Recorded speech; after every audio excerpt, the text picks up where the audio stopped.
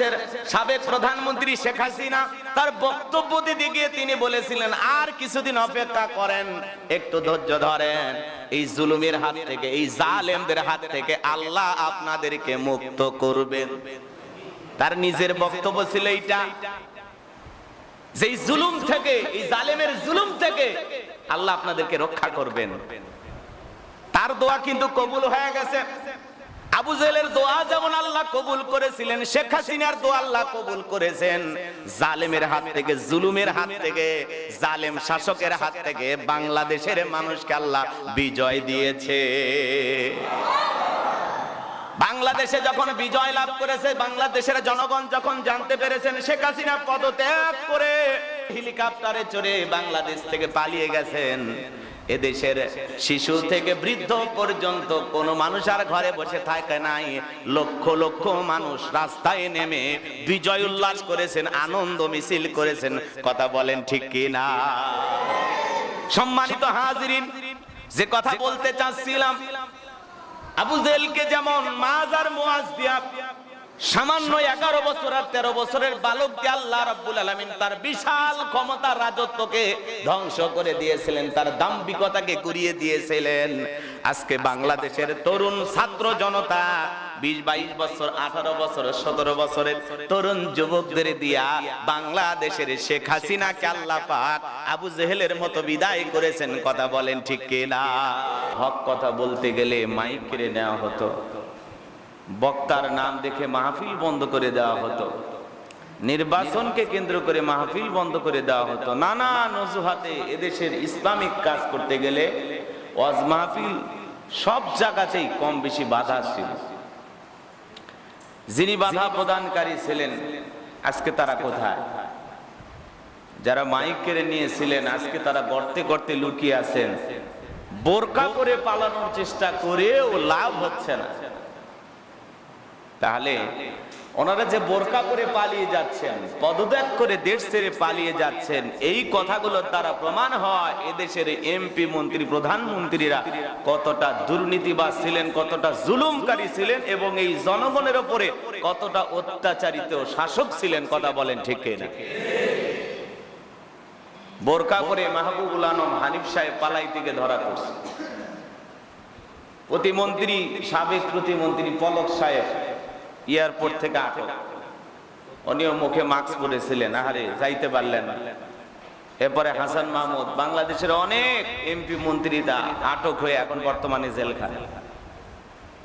কয়েকদিন আগে যারা এই ছাত্র জনতার বুকে গুলি চালানোর জন্য আদেশ দিত, যে সালাহ বলি, যত লাশ পরে পড়ুক, আমাদের চেয়ারটা যেন ঠিক থাকে, আমরা যেন ক্ষমতার চেয়ারে থাকতে পারি, কত মায়ের বুক খালি হবে। এই বড় বড় হত্যাকাণ্ড যারা চালিয়েছে, আজকে তারা বোরকা পরে, মাস্ক পরে পালানোর চেষ্টা করেও পালাইতে পারতেছে না, তাদেরকে জেলখানায় যাইতে হইতেছে।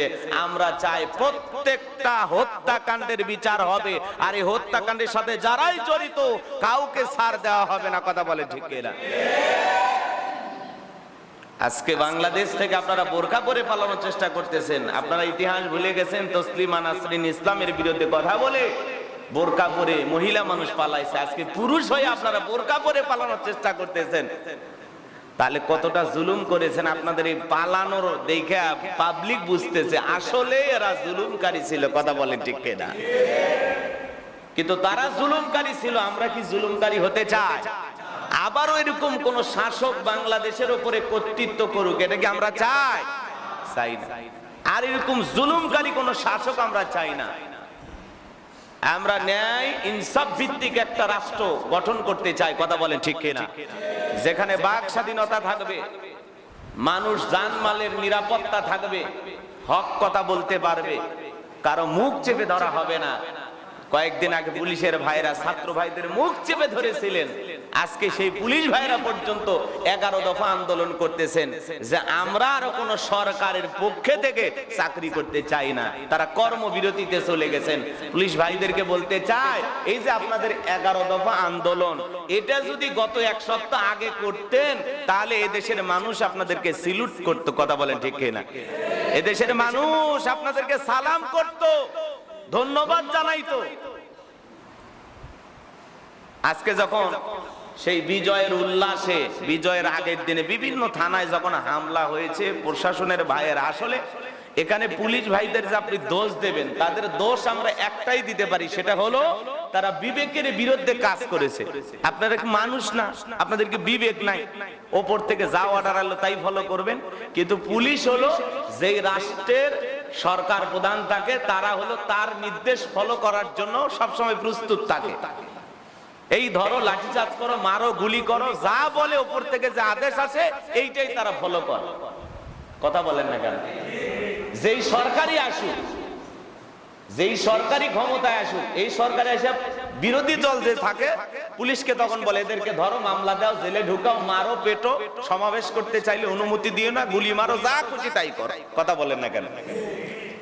প্রশাসনের ভাইয়েরা তারা বলতেছেন আমাদের অনেক ভাই মৃত্যুবরণ করেছে, আমাদের জীবনের নিরাপত্তা নাই, আমাদের পরিবারে কান্নাকাটি, আমরা কর্মবিরতিতে আসছি, আমাদের 11 দফা দাবি আছে, এই দাবি পূরণ না হওয়া পর্যন্ত আমরা আর চাকরিতে ফিরে যাব না। এই যে তারা আন্দোলন করতেছেন, বলতেছেন, তারা এবার বলতেছেন দেখেন আমরা থানায় নাই, এই দেশে চুরি ডাকাতি বেড়ে গেছে, বিভিন্ন জায়গায় চুরি হচ্ছে, লুটপাট হচ্ছে, ডাকাতি হচ্ছে, আমরা রাতের পর রাত জেগে পাহারা দিয়েছি, যে এলাকায় ডাকাতি হইতো সে এলাকায় যাই আমরা রাতে টহল দিতাম, আমরা কি রাষ্ট্রের জন্য কিছুই করি নাই? তারা তাদের আবেগের জায়গা থেকে অনেক কথা বলতেছেন। আসলে এই দেশে প্রশাসনে পুলিশ ভাইদের অনেক গুরুত্বপূর্ণ দায়িত্ব। কথা বলেন ঠিক কি না?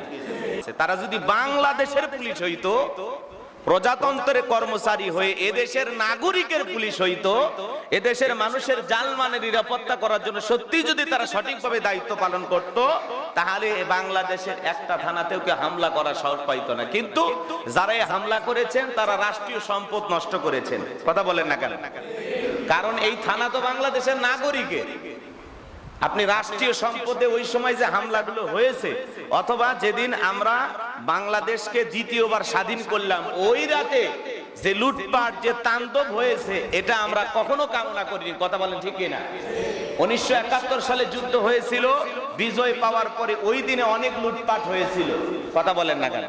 আজকে আমরা যখন 5 আগস্ট বিজয় পেলাম, কত তারিখে বিজয় পেয়েছেন? হ্যাঁ, এই আগস্ট মাসের 5 তারিখে আমরা যখন বিজয় পাইলাম, ওই দিন কিছু টোকায়, কিছু সুযোগ সন্ধানী, কিছু ডাকাত, কিছু চোরেরা বিভিন্ন মার্কেটে, বিভিন্ন সরকারি জায়গাতে হামলা করে বিভিন্ন জিনিস, বিভিন্ন গুরুত্বপূর্ণ জিনিস তারা চুরি করে নিয়ে গেছেন। বস্তায় বস্তায় মার্কেটের যা ছিল, বুঝেন না, বিভিন্ন মার্কেটে যা পাইছে ওরা বস্তায় বস্তায় নিয়ে গেছে টোকায় এরা। কথা বলেন ঠিক কিনা? গণভবনে যে উল্লাস হয়েছে, চেয়ার টেবিল নিয়ে যাওয়া, হ্যাঁ, মাছ নিয়ে যাওয়ার, ফ্রিজে যা ছিল, হ্যাঁ, শেখ হাসিনার ফ্রিজে যা ছিল সব খালি করে নিয়ে গেছে। হাঁস নিয়ে গেছে, কেউ শাড়ি নিয়ে গেছে, কেউ চেয়ার নিয়ে গেছে, কেউ বালিশ নিয়ে গেছে, কেউ কম্বল নিয়ে গেছে। কথা বলেন না কেন? ফ্যান খুলে নিয়ে গেছে। কিন্তু এগুলো হলো অতি উৎসাহিত কিছু লোক আবেগকে কন্ট্রোল করতে না পারে, উল্লাসকে কন্ট্রোল করতে না পারে, এই ধরনের কাজগুলো করেছে। কথা বলেন ঠিক কিনা? কিন্তু এটা আমরা কখনো কামনা করি না। কথা বলেন ঠিক কিনা? কারণ আবার যিনি সরকার হবেন তিনি তো ওই জায়গায় যা বসবেন। কথা বলেন ঠিক কিনা? বিরাট বড় আল্লাহওয়ালা।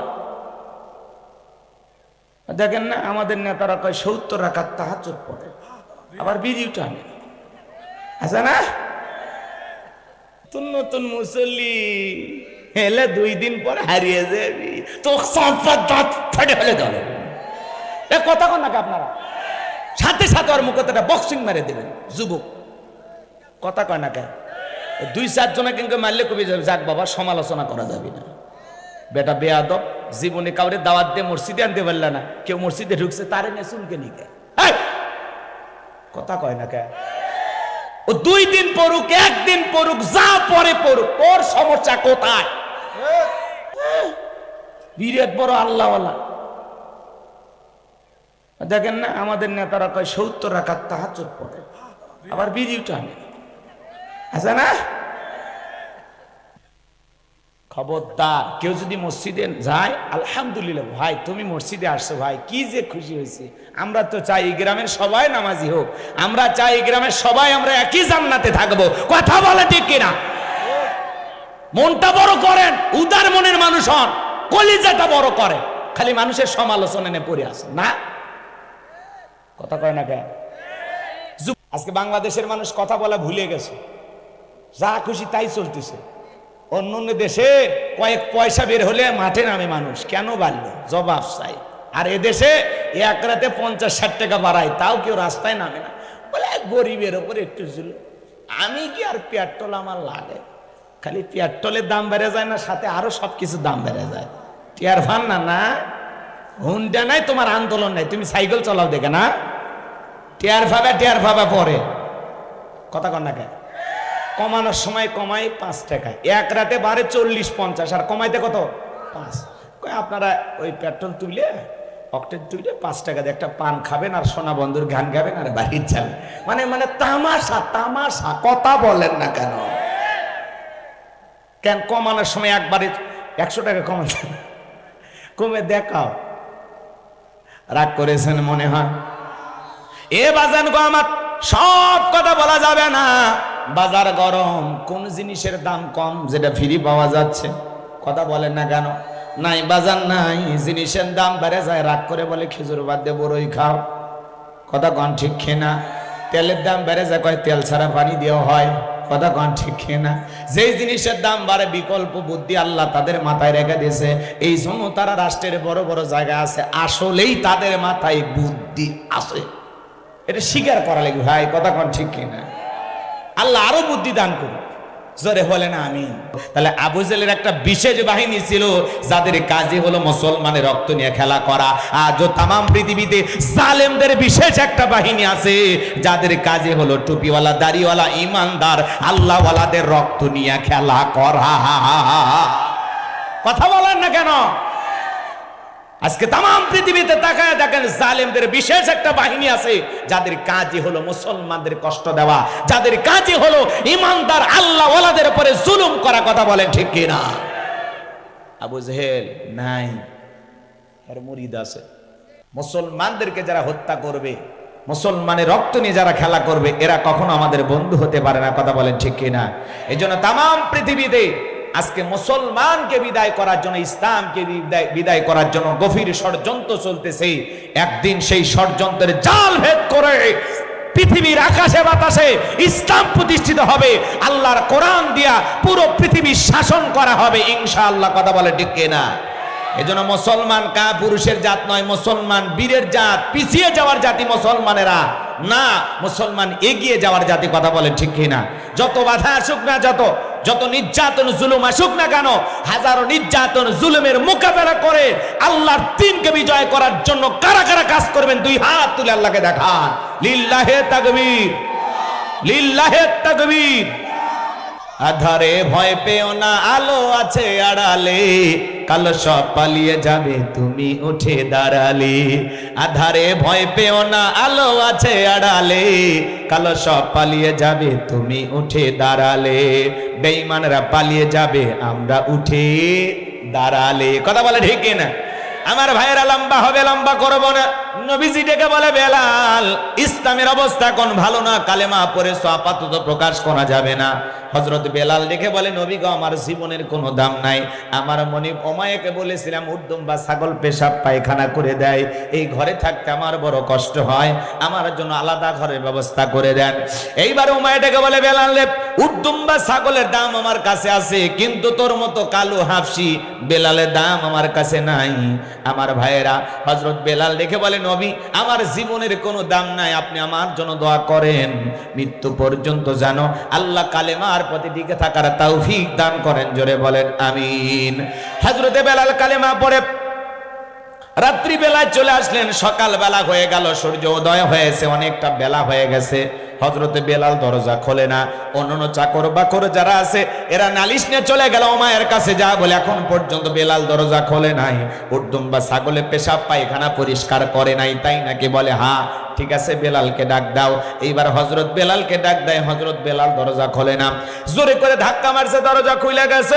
এইবার উমাইয়া সহ চাকরের দল সবাই তাকায় দেখা, হারি যেই রাত্রিতে বেলাল কালেমা পড়ে মুসলমান হয়েছে, ওই রাত্রিতে একটা উর্দুম বা ছাগলের কাছে কোনো পেশাব পায়খানা নাই, বলেন আল্লাহু আকবার।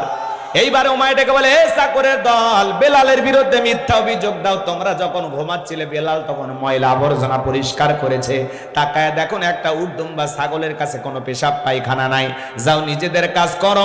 এই কথা বলে ওদেরকে তাড়িয়ে দিয়ে এক পা দুপা করে হযরতে বেলালের কাছে চলে গেলেন। হযরতে বেলাল দেয়ালে পিঠটা লাগাইয়া জিহ্বা নাড়ায়া জিকির করে কার? আর একটু জোরে বলেন কার? এবার হযরত বেলালকে হালকা করে ধাক্কা মারছে, যখন জবান দিয়ে কালেমার আওয়াজ বের হয়েছে, তখন কালেমার আওয়াজ শোনা মাত্র উমাইয়া ডেকে বলে, বেলাল রে, তোর জবান দিয়ে কি শুনলাম, তুমি কি মুসলমান হয়েছো? হযরতে বেলাল ডেকে বলে, মুসলমান হয় যারা মিথ্যা কথা বলতে পারবে না তারা। ওয়াকুলু কওলান সাদীদা, মুসলমানেরা হবে সত্যবাদী, মুসলমানেরা কখনো মিথ্যাবাদী হতে পারে না। কথা বলেন ঠিক কিনা? কিন্তু আমাদের সমাজে মিথ্যাবাদী আছে না নাই? মিথ্যা কথা বলে সকালবেলা নাস্তা করে, দুপুরে লাঞ্চ করে, রাতে ডিনার করে, ভরা পেটে মিথ্যা, খালি পেটে মিথ্যা। মিথ্যা বলতে বলতে চেহারা বেঁকা হয়ে গেছে, এক পা কবরে ঢুকে গেছে, এরপরও মিথ্যা বলা ছাড়ে না। এত মিথ্যা কথা বলে শয়তান পর্যন্ত বলে আমিও এত খারাপ না। কথা বলেন ঠিক কিনা? এজন্য মুসলমানেরা কখনো মিথ্যাবাদী হতে পারে, মুসলমানেরা হবে সত্যবাদী। এইবার উমাইয়াটাকে বলে, বেলাল রে, উর্দুম বা ছাগলের মালিক বানায় দেব, থাকার জন্য ভালো ঘর বাড়ির ব্যবস্থা করে দেব। হযরত বেলাল ডেকে বলে, উমাইয়া, দুনিয়ার কোনো পার্থিব সম্পদের বিনিময়ে বেলাল তার ঈমান বিক্রি করবে না। বলেন আল্লাহু আকবার। এইবার উমাইয়া ডেকে বলে, আমার কথা না শুনলে বড় নেতা আবু জেহেলকে খবর দিব। হযরতে বেলাল ডেকে বলে, কোনো আবু জেহেলের ভয় দেখায় কোনো লাভ নাই, আমি আল্লাহ ছাড়া দুনিয়ার কাউকে ভয় করি না। এখন দুনিয়ার আবু জেহেলকে আর গোনার টাইম নাই। বলেন মারহাবা। এইবার উমাইয়া এক দৌড়ে চলে গেল আবু জেহেলের বাড়িতে, যা বলে, নেতা, সংবাদ খুব খারাপ, আমার বাড়ির কৃতদাস বেলাল কালেমা পড়ে মুসলমান হয়েছে। তাই নাকি? বলে হ্যাঁ, যাও আমি আসতেছি। আবু জেহেলের একটা বিশেষ বাহিনী ছিল, ক্যাডার মাস্তান ছিল, সঙ্গ পাঙ্গ ছিল, যাদের কাজই হলো নতুন নতুন কালেমা পড়ে মুসলমান হবে যারা, তাদের উপর নির্যাতন জুলুমের স্টিম রোলার চালাইতো। তাহলে আবু জেহেলের একটা বিশেষ বাহিনী ছিল, যাদের কাজই হলো মুসলমানের রক্ত নিয়ে খেলা করা। আজও তামাম পৃথিবীতে জালেমদের বিশেষ একটা বাহিনী আছে, যাদের কাজই হলো টুপিওয়ালা, দাড়িওয়ালা, ইমানদার, আল্লাহওয়ালাদের রক্ত নিয়ে খেলা করা। কথা বলেন না কেন? আজকে তামাম পৃথিবীতে তাকায় দেখেন, জালেমদের বিশেষ একটা বাহিনী আছে, যাদের কাজই হলো মুসলমানদের কষ্ট দেওয়া, যাদের কাজই হলো ইমানদার আল্লাহওয়ালাদের উপরে জুলুম করা। কথা বলেন ঠিক কিনা? আবু জেহেল নাই, এর মুরিদ আছে। কথা কয় না? কষ্ট হচ্ছে আপনাদের? এ বাজান গো আমার, ভালো করে বোঝার চেষ্টা করবেন। এইবার আবু জেহেল তার ক্যাডার মাস্তান সাঙ্গ পাঙ্গ বিশাল বাহিনী নিয়ে উমাইয়ার বাড়িতে হাজির হয়ে গেল। এইবার বেলালকে ডাকতে, বেলাল এদিকে আয়। হযরতে বেলাল যখন কাছে চলে আসলেন, ডেকে বলে, আবু জেহেল রে, আমি তোরে পার্সোনাল ভাবে মোহাব্বত করি, তোর উপর বিশেষ নজর ভালোবাসা আছে। বেলাল, তুমি যদি চাও উর্দুম বা ছাগলের মালিক বানায় দেব, থাকার জন্য ভালো ঘর বাড়ি ব্যবস্থা করে দেব, ব্যবসা বাণিজ্য যদি করতে চাও দিরহাম টাকা পয়সা যা লাগে সব দিয়ে দেব। ও বেলাল, তুমি চাইতে দেরি, আমরা দিতে দেরি করব না। এত বড় লোভনীয় প্রস্তাব হযরত বেলালকে দেওয়ার পরে হযরত বেলাল ডেকে বলে, আবু জেহেল রে, দুনিয়ার সব সম্পদ যদি বেলালকে দিতে চাও, দুনিয়ার সব সম্পদ ছাড়তে রাজি, বিশ্ব নবীর কালেমা ছাড়তে রাজি নাই। বলেন আল্লাহু আকবার। বেলালের মতো যারা খাঁটি ইমানদার, এরা টাকার কাছে বিক্রি হয় না।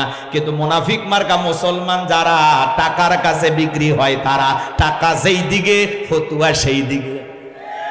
টাকা পাইলে বাতিলের ৫টা গোলাম হয়। কথা বলে, ইসলামের পক্ষে যাক আর বিপক্ষে যাক, টাকা পাইলেই খুশি। টাকা যেই দিকে আর ফতুয়ার ঝড় সেই দিকে। আছে না? এক শ্রেণীর মানুষ টাকার কাছে বিক্রি হয়ে গেছে। অবৈধ জিনিসকে বৈধ বলে, বৈধ জিনিসকে অবৈধ বলে, ভালো মানুষটাকে কালো বলে, কালো মানুষটাকে ভালো বলে, রাতকে দিন বানায়, দিনকে রাত বানায়। টাকা যেই দিকে, ওদের ফতুয়ার দৌড় সেই দিকে। কথা বলেন ঠিক না? রাগ কইরেন না, রাগ কইরেন না, কথাগুলো দিল দিয়ে বুঝবেন, অন্তর দিয়ে ভাববেন যে আসলে কি বলতেছি, কি বুঝাইতে চাচ্ছি। সব কথা তো খোলাসা করা যায় না। কথা বলেন না কেন? ভাসুরের নাম জানি, মুখে আনা যায় না তো। কষ্ট হচ্ছে আপনাদের? আমার ভাইরা, যে কথা বলতে চাচ্ছিলাম, হৃদয়ের কান পেতে কথাগুলো শুনে যান। হযরতে বেলাল ডেকে বলে, আবু জেহেল রে, দুনিয়ার সব সম্পদ যদি দিতে চাও, দুনিয়ার সব সম্পদ ছাড়তে রাজি, বিশ্ব নবীর কালেমা ছাড়তে রাজি নাই। এইবার আবু জেহেল ডেকে বলে, বেলাল সোজা আঙ্গুলে ঘিউ না উঠলে আঙ্গুলে একটু বাঁকা করা লাগবে। যুবকদেরকে লেলিয়ে দিল, বেলালকে চাবুক দিয়ে পিটাও। চাবুক দিয়ে পিটাইতে পিটাইতে কালো চামড়াগুলো ফেটে রক্ত ঝরতেছে। এরা যত জোরে চাবুক মারে, বেলাল তত জোরে আল্লাহর নামের জিকির করে।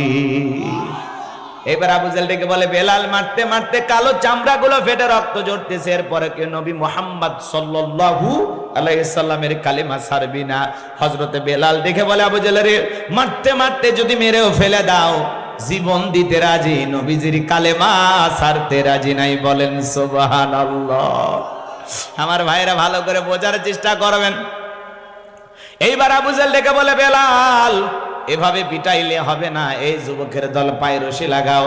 হযরতে বেলালের পায়ে রশি লাগায়া আরবের উত্তপ্ত গরম বালি, চাল দিলে মুড়ি হয়ে যায় এত গরম বালি। এই যে কিছুদিন আগে সূর্যের তাপ, বলে হুজুর দোয়া করেন বৃষ্টি বৃষ্টি, এখন আবার আল্লাহ বৃষ্টি দিলে বলে হুজুর ধান পেকে গেছে, একটু বলেন দোয়া করেন বৃষ্টি যেন না আসে। তাহলে আমরা যাবো কোন দিকে? কয়েকদিন আগে বৃষ্টির জন্য নামাজ পড়ায় নিলেন, দোয়া করায় নিলেন, এখন আবার বৃষ্টি দিলে সমস্যা আছে না নাই? তারপরে আসমানের মালিকের যেটা ফয়সালা সেইটা মেনে নিতে হবে। আল্লাহ দেয় সূর্যের তাপ, কারণটা কি? কারণটা কি? আল্লাহ বুঝাই, বান্দা পাপ বাইরে গেছে, আমি দিচ্ছি তাপ। তোর পাপ বাইরে গেছে, পাপ কমায় দে, আমি আল্লাহ গরম কমায় দেব। সমাজে উলঙ্গপানা, বেহাপানা, অশ্লীলতা, জিনা, ব্যভিচারী, চুরি, হত্যা, লুণ্ঠন, খুন, ধর্ষণ, এমন কোন অপরাধ নাই যা বাংলার জমিনে হইতেছে না, পৃথিবীবাসীতে হইতেছে না। কথা বলেন ঠিক কিনা? কথা কয় না কে? সমাজে অপরাধ আছে না নাই? কম না বেশি? এ বাজান গো আমার, আমাদের পাপ বাইরে গেছে, এই জন্য আল্লাহ একটু তাপ বাড়াইছে। আল্লাহ বলে এখন তাপ কমাইতে চাইলে পাপ কমা। কথা কোন ঠিক কিনা? এই জন্য বাজান গো আমার, আমরা আবার পাপ কমানোর চিন্তা বাদ দিয়া আমরা এখন রোদের মধ্যে ডিম ভাজা ভিডিও করতেছি। দেখেন আপনারা ডিম ভাজতেছি, আর একজন আবার দেখবেন ওই টিনের চালে ডিম ভাজতেছে, নিচে থেকে আর একজন গ্যাস চুলা জ্বালায় রাখছে। আর একজন যায় আবার দেখে কিরে গ্যাস চুলা আবার নিচে টিন ভাজতেছে ভিডিও, ও যায় আবার চাপে ধরে বলে, ভাই দেখেন এগুলো মিথ্যা, রোদের তাপে ডিম ভাজতেছে না, নিচে গ্যাসের চুলা জ্বালায় রাখছে। কথা বলে না কেন? কত বাটপারি, কত সিটারি সমাজে আছে না নাই? আপনারাই বলেন, সূর্যের তাপ যতই হোক বাজান, ওই জায়গায় কি আসলে ডিম ভাজা সম্ভব? কথা কন না কেন? তাহলে যত লোক ডিম ভাজির ভিডিও বানাইছে সব সিটারি বাটপারি। কথা কন ঠিক কি না? এগুলো ধোকা দিয়ে বোকা বানায়। এই সমাজে যা চলতেছে, কেউ ডিম ভাজতেছে, কেউ আবার পিস গুলে যাইতেছে, হাতের থেলা দিয়ে তুলতেছে, এটা মানা যায়, ওটা দেখা যাচ্ছে বাস্তব। কথা কন ঠিক কি না? এজন্য বাজান গো আমার, আমরা এগুলো রং তামাশা করবো না, হাসি ঠাট্টা বিদ্রুপ করবো না। আল্লাহ যদি কখনো আযাব আর গজব দেয়, বুঝে নেওয়া লাগবে আমাদের পাপের কারণে সব হচ্ছে। আল্লাহ তাআলা সূরা রুমের 41 নম্বর আয়াতে বলেন, বান্দা জলে স্থলে যত বিপর্যয় ঘটে সব তোমাদের দুই হাতের কামাই। আমি আল্লাহ কেন দেই? এগুলো দ্বারা সতর্ক করি, বান্দা বাঁকা পথে চলিস না, সোজা পথে চল। বান্দার গুনাহ করিস না, ফিরে আয়। কথা বলেন। আমি আল্লাহ একটু মাঝে মাঝে ভূমিকম্প দিয়া, একটু রোদের তাপ দিয়া, একটু গরম দিয়া, একটু ঘূর্ণিঝড় দিয়া, মাঝে মাঝে বন্যা দিয়া, বিপদ মুসিবত দিয়ে বুঝায় যে আমি আল্লাহ আছি, ভুলে যাস না। যে আল্লাহ বিশাল বড় বটরের গাছটা ফেলাইতে পারে, তোর ভাঙ্গা বাড়িটাও ফেলাইয়া চাপা দিয়ে মারতে পারে, কিন্তু মারি না কেন? আমি আল্লাহ দয়া বেশি, বিধায় সোজা হয়ে যা। কথা কোন ঠিক না? আর আমরা সোজা না হয়ে বাঁকা আরো বেশি হই। আল্লাহ যেন আমাদের হেদায়েত দান করেন। একটু জোরে বলেন আমিন। কষ্ট হচ্ছে আপনাদের। এ বাজান গো আমার, লম্বা হবে, লম্বা করব না। এইবার বাজান গো আমার, হযরত বেলালের পায়ে রশি লাগায় আরবের গরম বালিতে শেষরায় না ঘোরা গেলো, বাবলা গাছের কাটা গুলো জিব্বার ভিতরে পেরেকের মতো মারা গেলো। এরপরে বিকেল বেলা নিয়েছে, বলে বেলাল চাবুক দিয়ে পিটাইলাম, পায়ে রশি লাগায় নিয়ে ঘুরলাম, এত নির্যাতন জুলুম তোর উপরে করা হলো, এরপরে কি নবী মুহাম্মদ সাল্লাল্লাহু আলাইহি সাল্লামের কালিমা ছাড়বি না? হযরতে বেলাল দেখে বলে, আবু জেহেল রে, মারতে মারতে যদি মেরে ফেলে দাও, বেলালের নিঃশ্বাস থাকবে যতদিন, বেলাল ইসলামের প্রতি টিকে থাকবে ততদিন। বলেন আল্লাহু আকবার। এইবার যুবকদেরকে বলল, পায়ের রশি লাগাইলাম, চাবুক দিয়ে পিটাইলাম, বাবলা গাছের কাঁটাগুলো জিহ্বার ভিতরে মারলা, এরপরে তো বেলালকে থামানো যায় না। যাও সবাই মিলে একটা বড় পাথর নিয়ে আসো। কয়েকজন যুবক মিলে বিশাল বড় একটা পাথর নিয়ে আসা হযরতে বেলালের বুকের উপরে চাপায় দেওয়া হলো। আবু জেহেল ভাবলো পাথরে চাপার আঘাতে বেলাল মারা যাবে, এই কথা ভেবে কাফেররা চলে গেল। হযরতে বেলালের বুকের উপরে পাথরের পরে জিহ্বা নাড়ায় জিকির করে কার? চোখের কোনা দিয়ে পানি ঝরতেছি, জিহ্বা নাড়া আল্লাহর জিকির করতেছে। আপনাদেরকে জিকির করার জন্য কেউ পিটায় না, মারে না, জিকির করা যায় নামাজ পড়তে পড়তে। কথা কয় না কে? রাগ করতেছেন আপনারা? রাস্তা চলতে চলতে জিকির করা যায়, শুধুমাত্র মসজিদে বসে জিকির করা যায় না, নামাজের মধ্যে আশেপাশে বসে শুধু জিকির করা যায় না। আপনি মাঠে কাজ করতে করতে জিকির করতে পারেন, দোকানদারি করতে করতে জিকির করতে পারেন, রাস্তা দিয়ে সাইকেল নিয়ে যাচ্ছেন জিকির করবেন, ভ্যান নিয়ে যাচ্ছেন জিকির করবেন, পথ চলতেছেন জিকির করবেন, যানবাহনে আছেন জিকির করবেন। সব সময় জবানে জিকির জারি থাকবে কার? হাদিস শরীফের ভিতরে আছে যে জিহ্বাটা আল্লাহর জিকিরে সদা সর্বদাই ভিজা থাকে, ওই জিহ্বাওয়ালা মানুষ কোনোদিন জাহান্নামের আগুনে জ্বলবে না। বলেন আল্লাহু আকবার। ফাযকুরুনি আযকুরুকুম ওয়াশকুরুলি ওয়ালা তাকফুরুন। তোমরা আমারে স্মরণ করো, আমি আল্লাহ তোমাদেরকে স্মরণ করব। তাহলে সব সময় জবানে জিকির চালু থাকবে কার? আপনাকে তো জিকির করার জন্য কেউ ধমক দেয় না, পিটাই না, কেউ গ্রেফতার করে না, কেউ ধরে না, তারপরে কেন জিকির করতে পারি না? কারণ আমরা কপাল পোড়া। কথা কয় না? কি পোড়া? 2-3 ঘন্টা এক জায়গায় বসে গল্প করে, 5 ঘন্টা চুপ করে থাকে, তাও আল্লাহর নাম মানে না, ঠেলা দিয়ে আল্লাহর নাম বের হয় না। কথা কয় না? যদি বলা ভাই কেমন আছে, এই গরিবের থাকা না থাকা হুজুর কোনো মতে বেঁচে আছি, দিনকাল যাচ্ছি, এই আর কি, চলে গেলেই শান্তি। হ্যাঁ শান্তি না, মানে এত কথা ঘুরে পেশায় জবান দিয়ে আলহামদুলিল্লাহ আসে না, আছে না নাই? আপনাকে জিজ্ঞাসা করা হচ্ছে কেমন আছেন, আলহামদুলিল্লাহ, আল্লাহ ভালো রেখেছেন। এত সমস্যার কথা বলেন কেন? কি সমস্যা আপনার? ওই গরিবের থাকা না থাকে। বাপ রে বাপ, গরিব হয়েছে বাইসে গেছো, সম্পদ যত বেশি হিসাব তত বেশি। বেটা গরিব, তুমি খুশি হও যে আল্লাহ গরিবী হালতে জীবন দিছো, সম্পদ কম হিসাব কম, যত তাড়াতাড়ি হিসাব হবি তত তাড়াতাড়ি জান্নাতে ঢোকা যাবে। বোঝে না? হ্যাঁ, গরিব হওয়াতে আফসোস, গরিব হওয়াতে খুঁজি থাকেন, টাকা সম্পদ বেশি, টেনশন বেশি, ঝামেলা বেশি, বিপদ বেশি। কথা কয় না? বুঝে না? টাকা থাকলেই শান্তি, টাকায় সুখ পাওয়া যায়। কোটি টাকা দিয়ে খাট কেনা যাবে কিন্তু ঘুম কেনা যায় না, দামি বিছানার চাদর কেনা যায়, আরাম কেনা যায় না। কথা বলেন? রিক্সা চালায়, ভ্যান চালায়, মাঠে কাজ করে, ডাল ভর্তা দিয়ে ভাত খাইয়ে বউকে কোলে নিয়ে ঘুমায়, কি শান্তি। আর বড় লোক টাকা, মিল ফ্যাক্টরি, টেনশনে 4টে ঘুমের ট্যাবলেট খায়, বউ এক খাটে, স্বামী আলাদা আর এক খাটে, দাও করলে সম্পর্ক, কোনো শান্তি নাই, অশান্তি। বউকে টাচ করতে গেলে ডোন্ট টাচ মি। কারে টাচ করছো তুমি? তুমি হাত ধুইছো? কথা কয় না কে? ধনী, ধনীর বউ জ্বালা জ্বালা, আর গরিবের বউ আহারে, ওই ময়লা ধুলে ভরছে শাড়ির, আসলে ওটাতেও স্বামীর মুখ মুছে দেয়। স্বামীও কিছু কয় না, দেখতেছে বালু খরখর করতেছে, পাগলি যে সুখ দিতেছে, এ বালু কেন, ও যদি কাদাও ভরে দেয় তাও কিছু কয় না। কথা কন ঠিক কিনা? এর নাম ভালোবাসা, এর নাম শান্তি। কথা কন ঠিক কিনা? আর গরিব টাই চালা বাড়ি, একটা চুল পরে থাকলে ওইটা না স্বামী স্ত্রী ঝগড়া লাগে, এই চুল কা, তোর না আমার, তোর না আমার, এই হিসাব করতে তো রাত কেটে যায়, ঘুম আর হয় না। কথা কন ঠিক কিনা?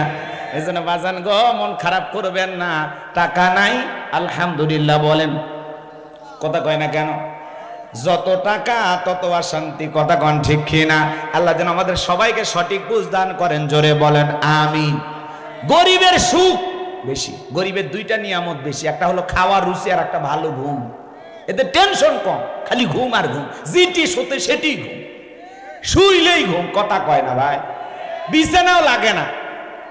আমরা যারা গরিব আছে হিসাব নিকাশ করেন, এই যে মাঠটা দেখতেছেন, বিশ্বাস করেন মাহফিল এখনই দোয়া করা হোক, কয়েকজন গরিব, 20 জন গরিব উঠে শুয়ে দেন, সবগুলো ঘুম ধরবে। কিন্তু একটা ধনী বান্ধে থন, তাই ঘুম আসবে না, কারণ ওই টেনশন যে আমি যে বড় লোক, আমার কিডনি রাখবি না, কিডনি চুরি করবি নাকি, আমার টেনশনে বাঁচবারই লয়, কিসের ঘুম আসবে।